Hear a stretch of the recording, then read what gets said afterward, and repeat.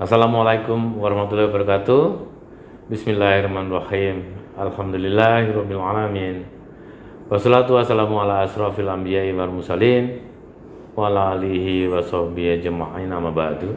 Yang terhormat Bapak Kepala Sekolah SMA Negeri 1 Kedungwaru Tulungagung, Bapak DRS Harim Sujamiko MMMPD, beserta Bapak Ibu Guru, staf NTU, dan juga seluruh karyawan SMA Negeri 1 Kedungwaru.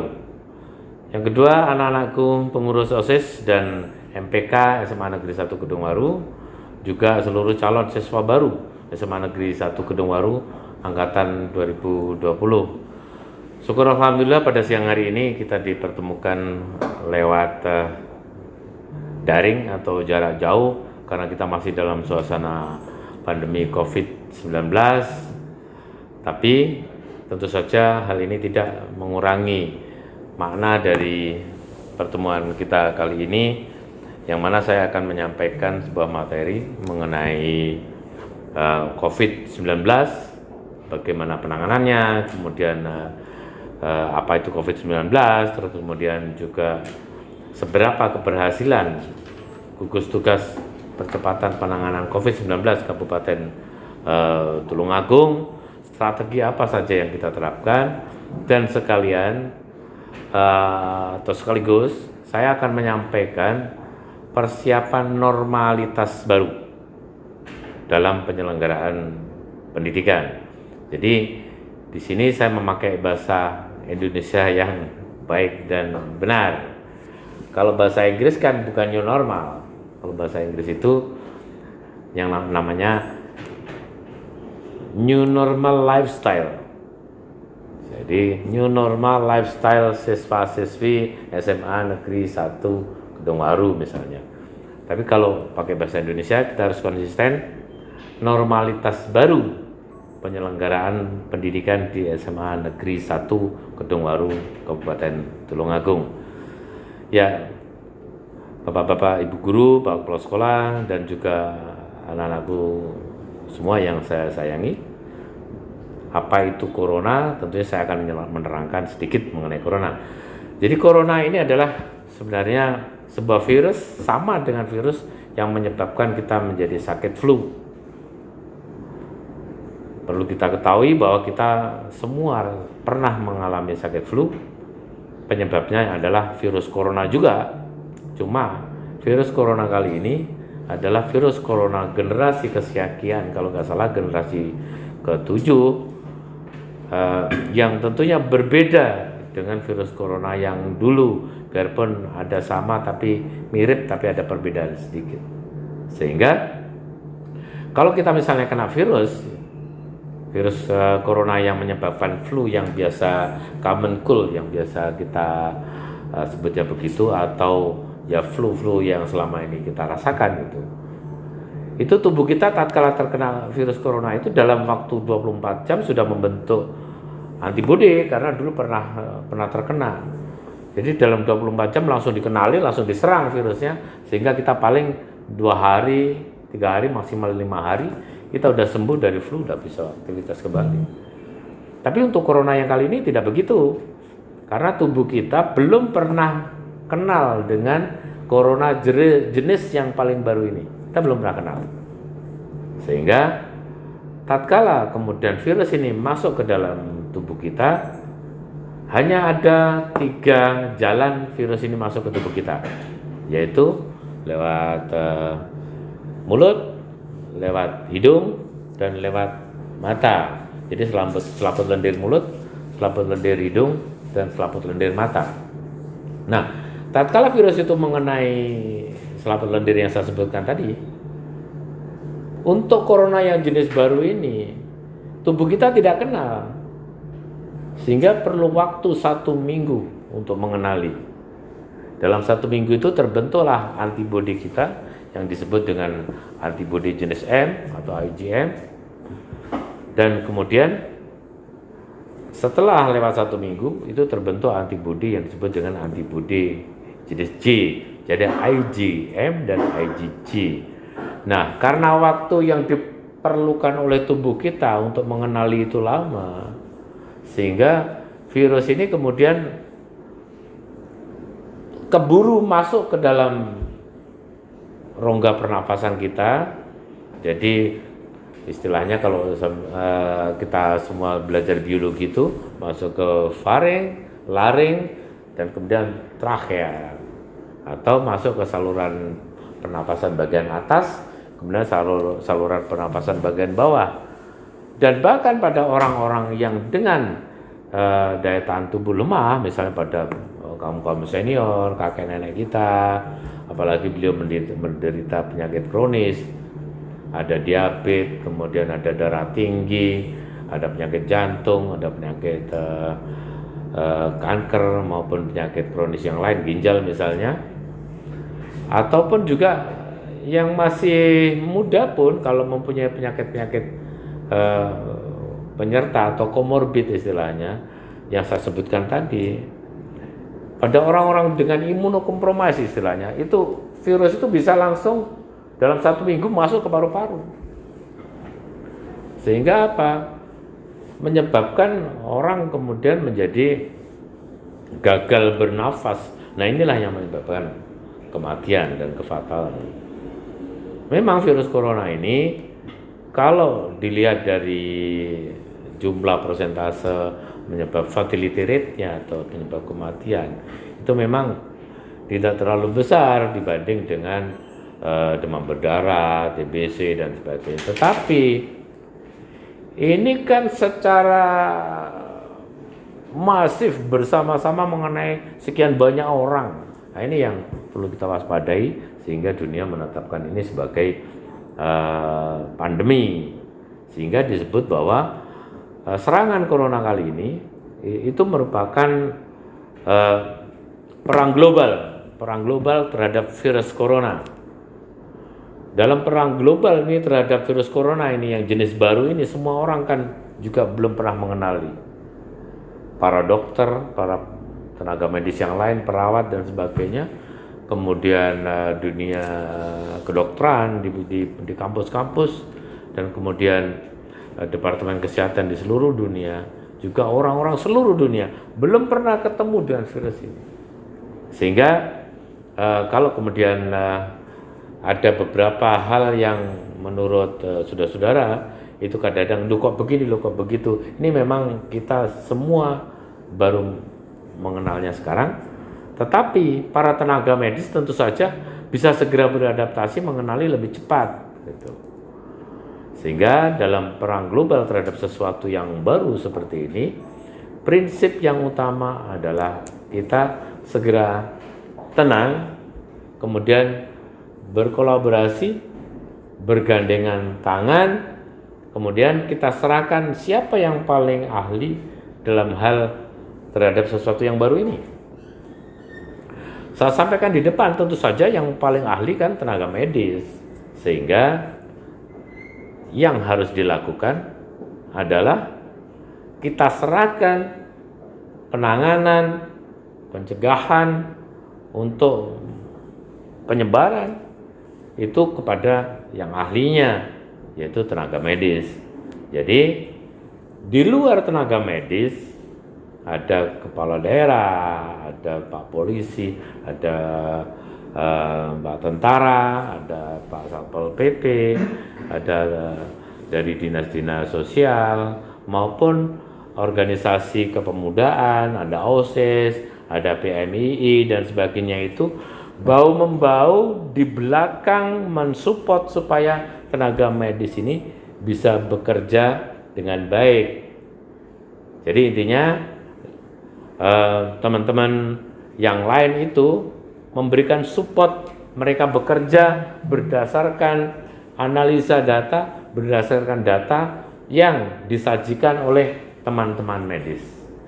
Nah, dengan demikianlah insya Allah virus corona ini bisa kita kendalikan. Kenapa saya memakai istilah dikendalikan?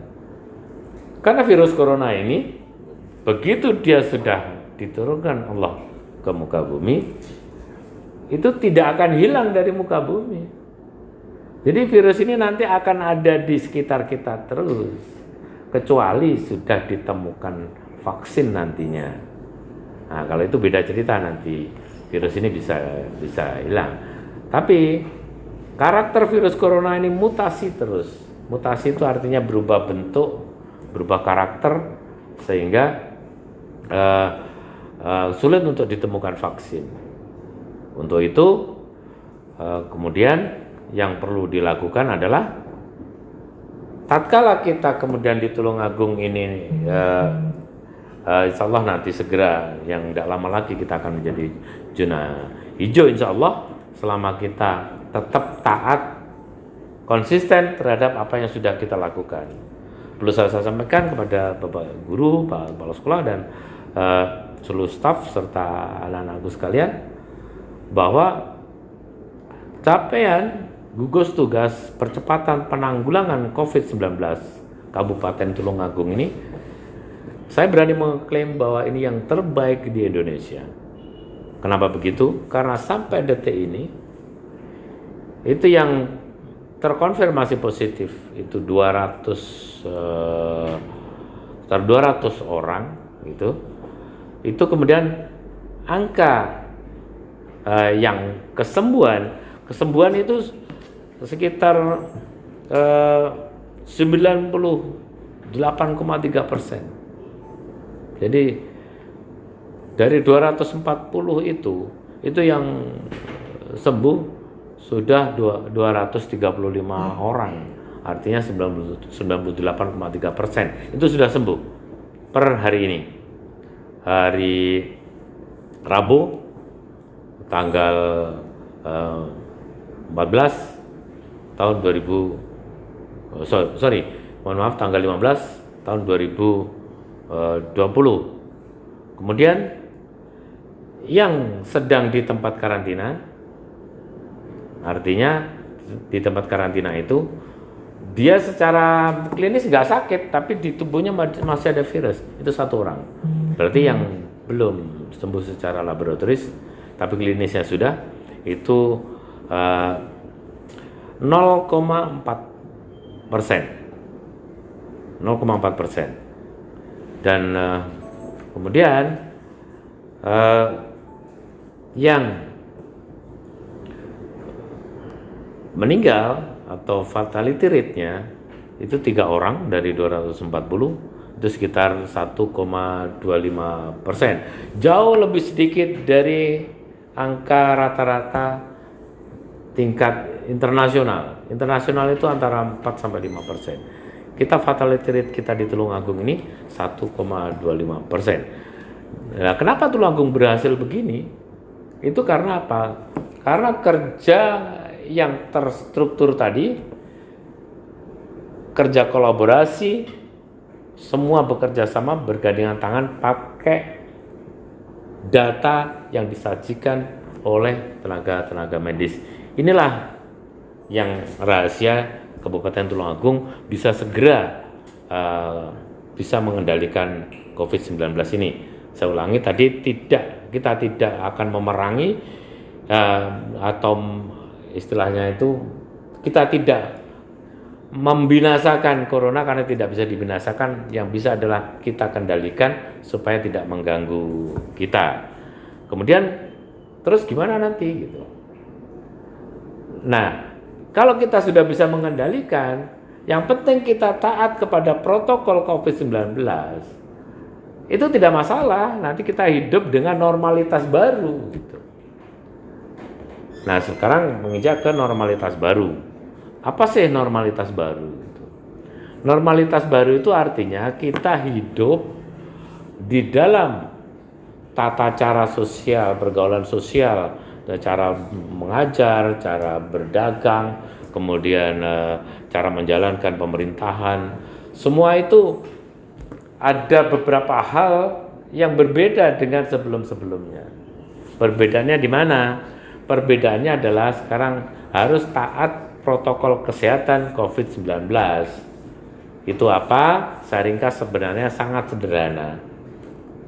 Kalau kita tidak kepingin COVID-19 ini nanti kembali lagi outbreak di kabupaten kita tercinta ini, dan anak-anak itu semua bisa belajar lagi dengan baik, tentunya ada syarat dan ketentuan yang berlaku. Syaratnya apa? Untuk syarat sebagai pribadi, yang pertama tentunya kita harus pakai masker.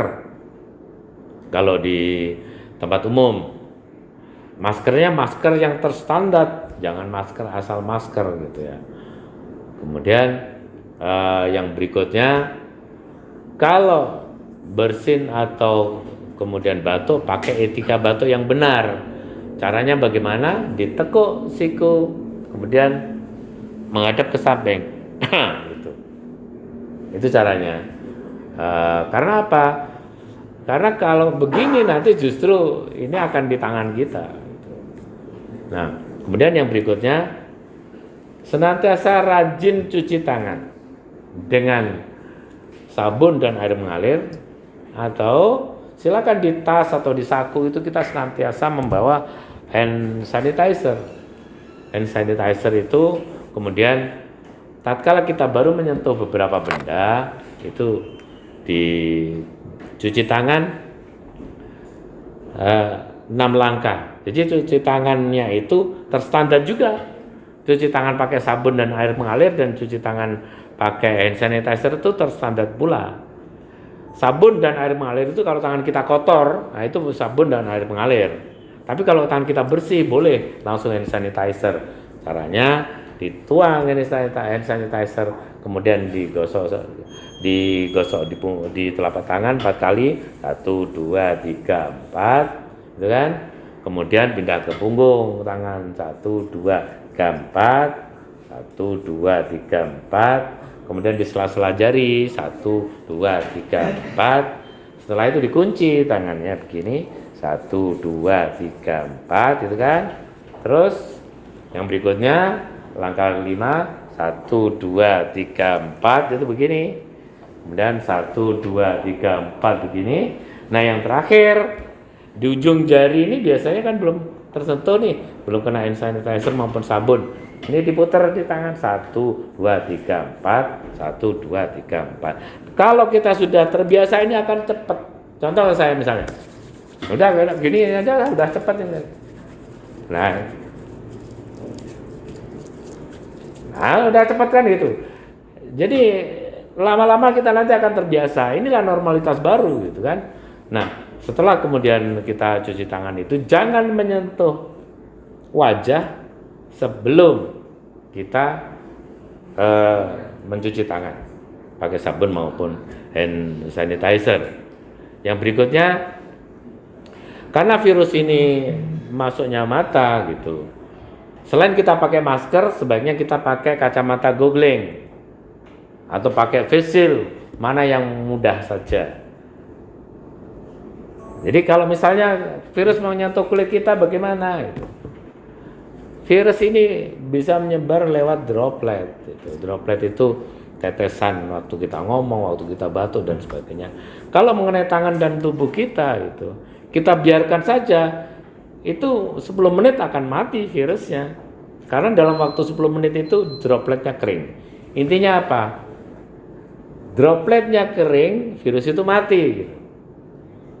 Nah inilah yang dari sisi pribadi kita. Kemudian tatkala kita pulang sekolah, waktu nyampe di rumah jangan langsung berbaur dengan anggota keluarga yang lain gitu. Caranya bagaimana?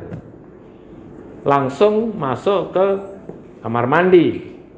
Akan lebih baik kalau kamar mandinya di rumah itu di bagian depan, sehingga kita tidak perlu masuk ke dalam rumah dulu gitu. Kita masuk kamar mandi, baju yang barusan kita pakai di luar, aktivitas di luar, itu kita rendam pakai deterjen atau langsung dicuci pakai deterjen. Kita mandi, keramas, kalau nggak pakai jilbab, keramas. Nah, setelah itu baru ganti baju bersih yang untuk di rumah, baru kita bergabung dengan anggota keluarga yang lain. Nah inilah yang dari sisi pribadi yang harus ditaati pada era nanti normalitas baru. Kan katanya kalau kita sudah hijau nanti sudah diizinkan untuk belajar mengajar gitu. Nah insya Allah mohon doanya dalam beberapa hari ke depan ini, dalam minggu ke depan ini, beberapa minggu ke depan ini Insya Allah saya sangat yakin asal kita taat dengan yang sudah kita lakukan selama ini, seluruh masyarakat taat, itu insya Allah kita akan bergeser ke zona hijau.